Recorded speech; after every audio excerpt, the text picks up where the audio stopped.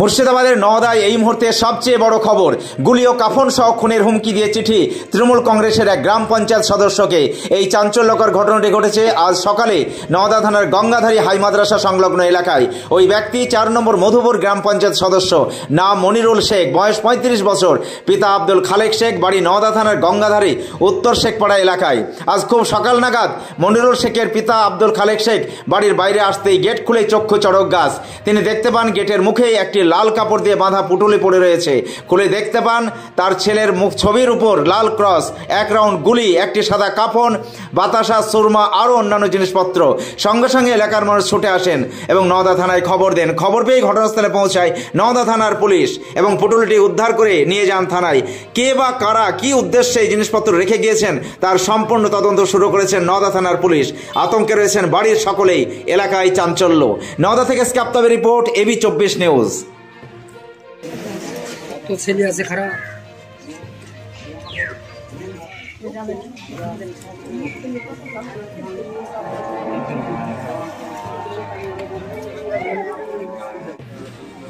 আমাদের এটা পুরনো বাড়ি, এখানে 4 বছর আগে থাকতাম। এখানে বর্তমানে আমার বাবা মা ও আমার ছোট ভাই থাকে। আমি 500 মিটার দূরে গঙ্গাধারী ব্যাংকের মোড়ে থাকি।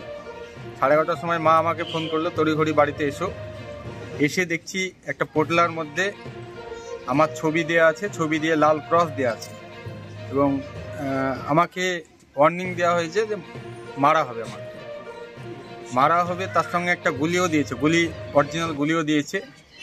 আর কিভাবে মারা হবে, কত নম্বর মেশিন দিয়ে মারা হবে, 315 নম্বর লিখে দিয়েছে।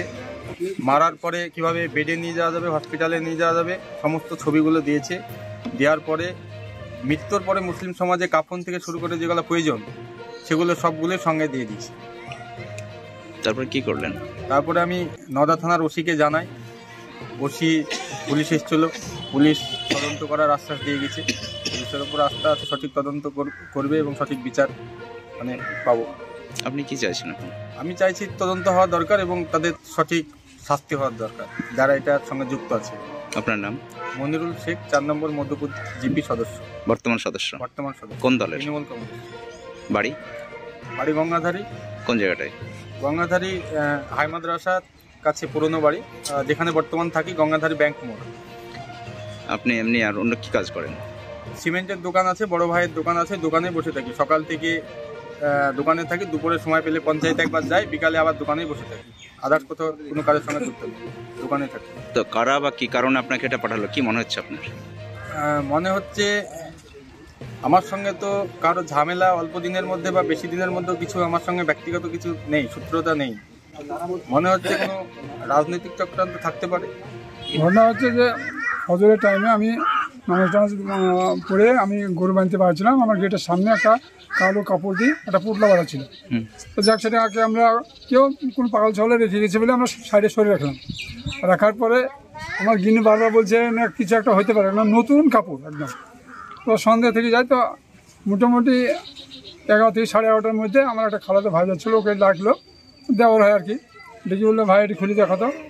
তো খুললো না, আমাদের 2টি নাতি আছে, তো ওদেরকে বললো যে চলে এই পুটলাটা ল্যাটানি চল।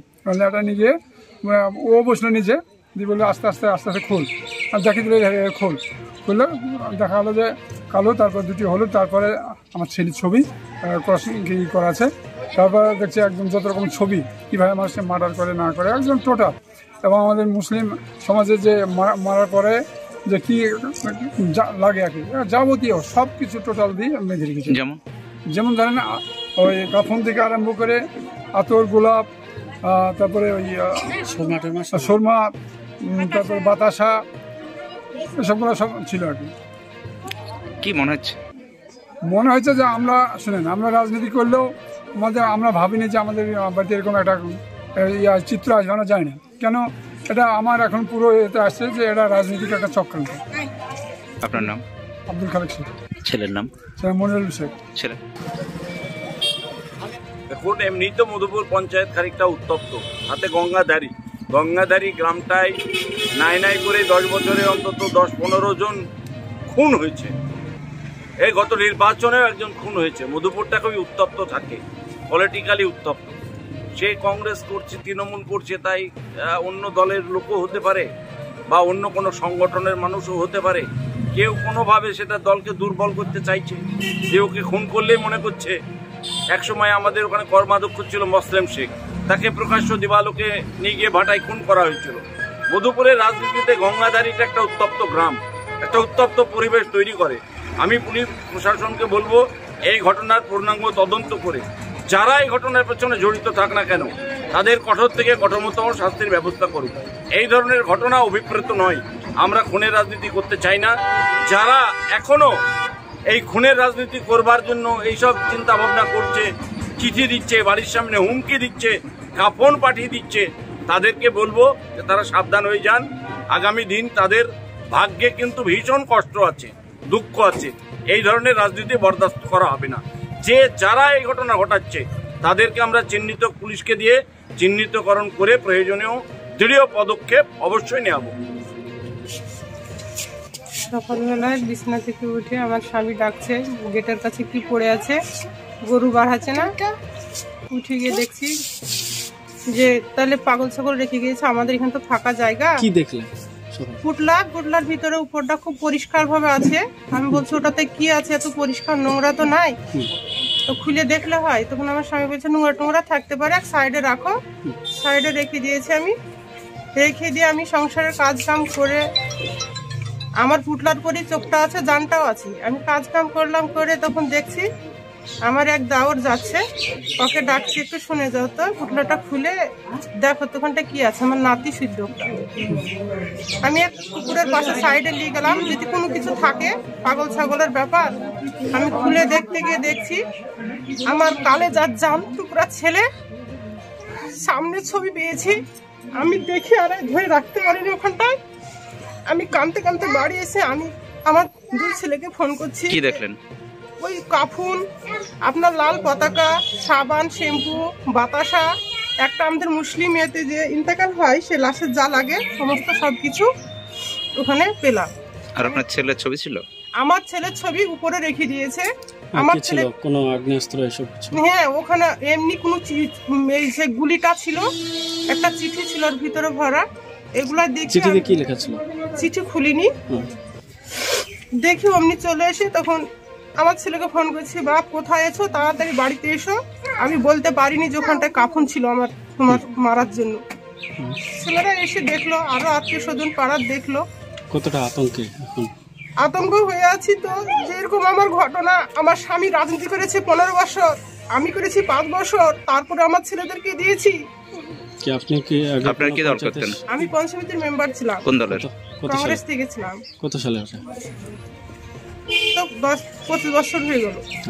আগে কংগ্রেসের ছিলেন? হ্যাঁ। এখন আমার ছেলে দাঁড়িয়েছে। কোন দল থেকে? তৃণমূল থেকে। Running member? রানিং মেম্বার আছে আমার ছেলে। কোন পঞ্চায়েতের? মধুপুর 4 নম্বর। খুব কষ্টের ছেলে মানুষ, এতে ছেলেদের মা হারা। আমি চাই সুস্থ হবে, বিচার চাই। আমি কিছু তার বেশি চাচ্ছি না যে আমার কিভাবে কাজটা করলো, কেন করলো, আমি এটার বিচার চাই। আমার নাম পারভিনা দিদি। মা হচ্ছেন না? হ্যাঁ, আমি মা। মন্ডল অটো সার্ভিস এই প্রথম Dubtala electric bike showroom. No petrol, no registration, no pollution, no driving licence. এক চার্জে চলবে 175 কিলোমিটার পর্যন্ত। সহজ মাসিক কিস্তির সুবিধা ও কম ডাউন পেমেন্ট। লিথিয়াম ও লিড ব্যাটারি, ব্যাটারিতে 5 বছর ওয়ারেন্টি। গাড়ি কেনাকাটার উপর রয়েছে বিশেষ উপহার। লাকি ড্রয়ের মাধ্যমে 2000 থেকে 4000 টাকা পর্যন্ত ছাড় পেতে পারেন। মোটর বাইকের দাম 45,000 টাকা থেকে শুরু। এছাড়াও এখানে পাবেন হেলমেট, টায়ার, মোবিল, সমস্ত কোম্পানি পেয়ার পার্টস পাইকারি দেওয়া হয়। সমস্ত মোটর বাইক সার্ভিসিং করা হয়। প্রপার মিন্টু মন্ডল, ডুবতলা বাজার, নওদা, মুর্শিদাবাদ। মোবাইল 8348816158। সাবস্ক্রাইব করুন এবি 24 নিউজ চ্যানেলটিকে, অবশ্যই বেল আইকনটিকে প্রেস করুন। সবার আগে তাজা খবরের আপডেট পেতে লাইক করুন, শেয়ার করুন এবং দেখতে থাকুন এবি 24।